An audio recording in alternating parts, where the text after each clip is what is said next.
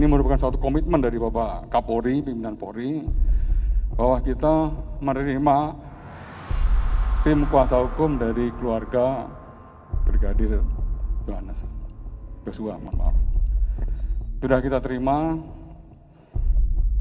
dan nanti apa-apa saja yang disampaikan nanti biar Pak Dirbidu menjelaskan karena ada secara teknis. Yang jelas pada intinya, dari hasil komunikasi tadi dari pihak pengacara meminta untuk dilaksanakan otopsi ulang atau ekshumasi, itu dipenuhi. Keputusan otopsi dalam waktu dekat akan segera dilakukan oleh pihak Polri bersama dengan pihak independen.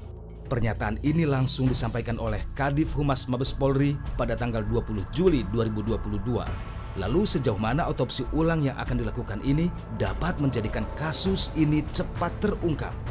Bagi ahli forensik Herkutanto, adanya jarak antara pihak forensik dan penyidik sangat dibutuhkan demi terciptanya transparansi dalam hasil forensik nanti. Adanya hierarki yang kuat terkadang membuat sebuah hasil keputusan dari sebuah otopsi menjadi tidak transparan. Kita melihat ada dua macam. Yang pertama adalah independensi atau yang sifatnya adalah fungsional. Yang kedua adalah hierarkikal.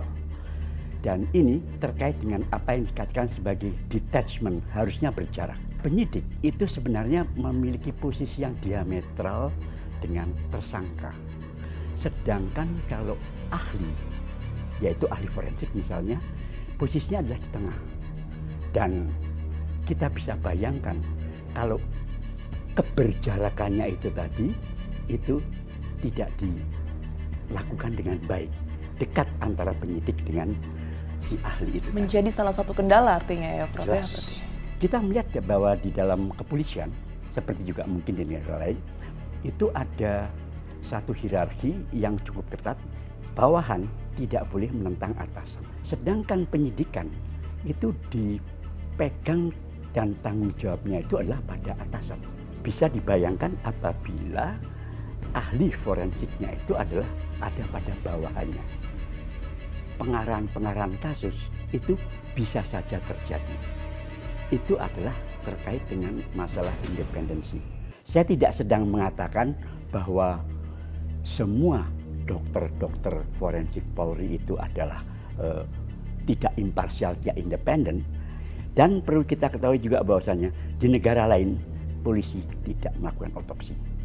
Mungkin ada beberapa pengecualian, tapi umumnya tidak demikian. Dengan adanya kekerasan yang ada pada tubuh Brigadir Joshua, menurut Herkutanto, sebenarnya penyebab kematian sudah bisa dipastikan pada saat otopsi yang pertama dilakukan. Baginya, sifat independensi dan transparansi haruslah menjadi yang terdepan. Dari sisi kedokteran forensik, kasus ini sederhana, clear cut. Nggak ada sulit-sulitnya, karena ini menyangkut kekerasan mekanik secara umum. Namun bisa saja ada hal-hal lain yang menyebabkan kematian. Untuk itu, yang harus dipastikan adalah pada visum et repertum yang pertama itu dinyatakan apa? Apakah kematiannya itu adalah akibat dari kekerasan mekanik ataukah hal-hal yang lain? Apakah sebelum ditembak, tertembak, yang bersangkutan sudah meninggal? Yang mana yang lebih dahulu? Jadi tanda-tanda intravitalitas itu mestinya dapat deteksi. Itu pada pemeriksaan yang pertama sebenarnya. Proses setelah otopsi hingga diketahui hasilnya ini berapa lama, Prof? Untuk kasus yang ini tidak lama. Paling tidak, kalau menurut saya pada akhir otopsi pun selesai. Itu bisa juga dikurang-kurang.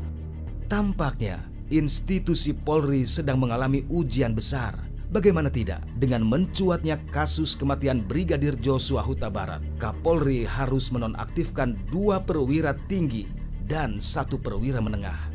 Oleh karena itu, malam hari ini kita putuskan untuk